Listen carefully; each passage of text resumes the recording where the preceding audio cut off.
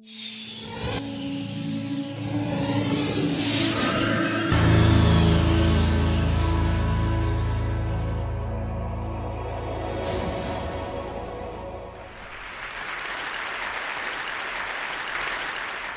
Edgerton inspired us with awe and curiosity with this photo of a bullet piercing through an apple, an exposure just a millionth of a second.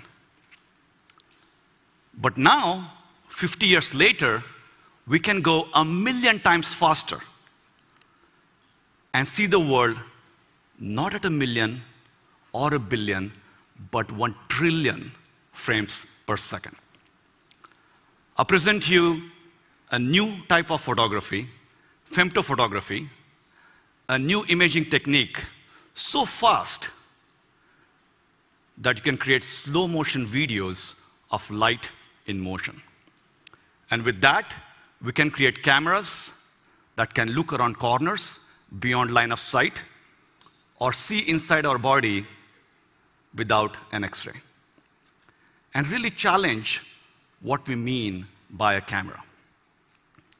Now, if I take a laser pointer and turn it on and off in 1/1,000,000th of a second, which is several femtoseconds, I'll create a packet of photons barely a millimeter wide.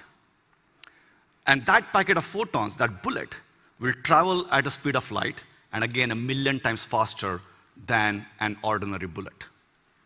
Now, if you take that bullet and take this packet of photons and fire into this bottle, how will those photons shatter into this bottle? How does light look in slow motion?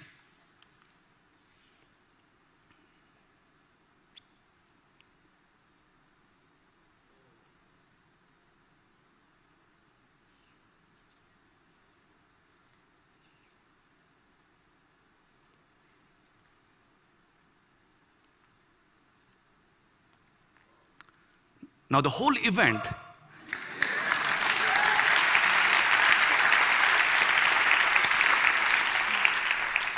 now remember, the whole event is effectively taking place in less than a nanosecond. That's how much time it takes for light to travel.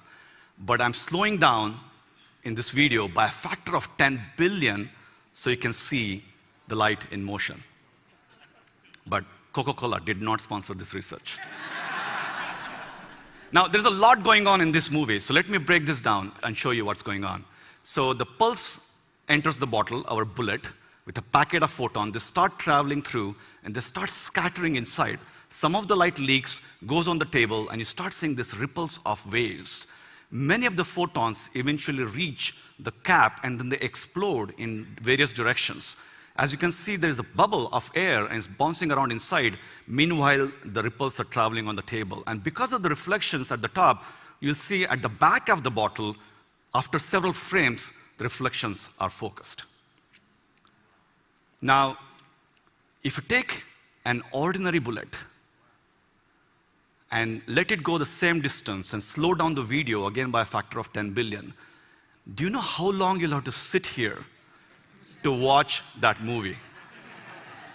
A day, a week, actually a whole year.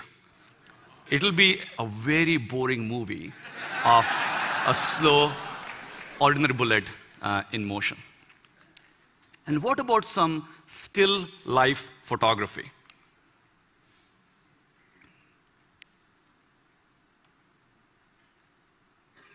You can watch the ripples again washing over the table, the tomato, and the wall in the back. It's like throwing a stone in a pond of water. By the way, this is how nature paints a photo, one femto frame at a time. But of course, our eye sees an integral composite. But if you look at this tomato one more time, you will notice as the light washes over the tomato, it continues to glow. It doesn't become dark. Why is that? Because the tomato is actually ripe, and the light is bouncing around inside the tomato, and it comes out after several trillionths of a second. So in the future, when this femto camera is in your camera phone, You might be able to go to a supermarket and check if the fruit is ripe without actually touching it.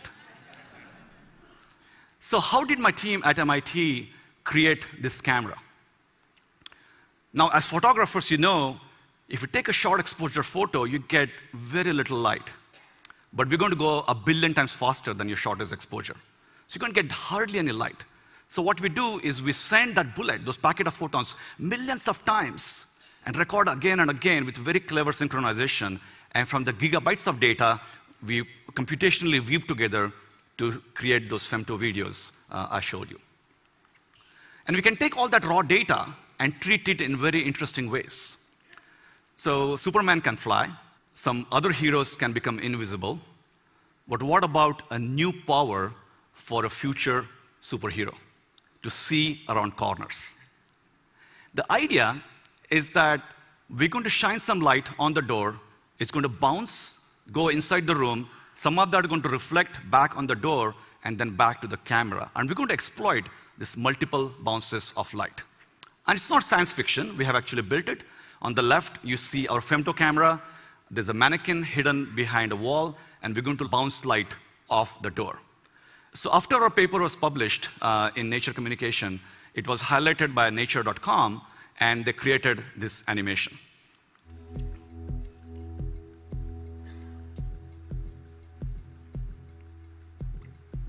We're going to fire those bullets of light, and they're going to hit this wall. And because of the packet of the photons, they will scatter in all the directions, and some of them will reach our hidden mannequin, which in turn will again scatter that light. And again, in turn, the door will reflect some of that scattered light. And a tiny fraction of the photons will actually come back to the camera, but most interestingly, they will all arrive at a slightly different time slot.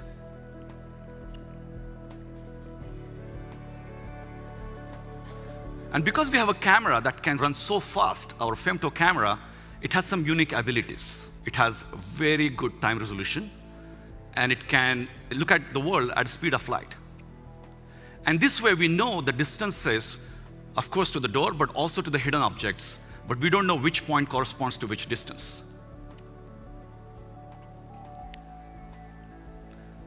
By shining one laser, we can record one raw photo, which you look on the screen doesn't really make any sense. But then we're going to take a lot of such pictures, dozens of such pictures, put them together, and try to analyze the multiple bounces of light. And from that, can we see the hidden object? Can we see it in full 3D? So this is our reconstruction.